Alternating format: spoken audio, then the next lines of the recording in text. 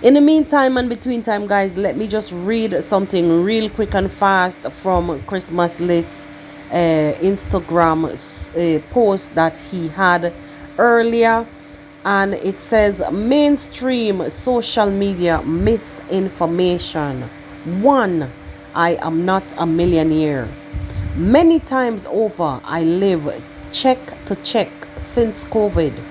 YouTube pays me on average of 5,000 to 10,000 USD a month, and my expense to travel and eat, etc., are greater than that. Imagine. Number 2, I was never arrested or kicked out of Somalia. I'm glad that he's addressing this. He said, I stayed 10 days after I was questioned for giving money to the homeless.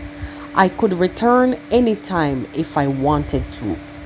Number 3, I never brought Trinidad police on tour through gang areas. I was locked up for 24 hours a day and never left once.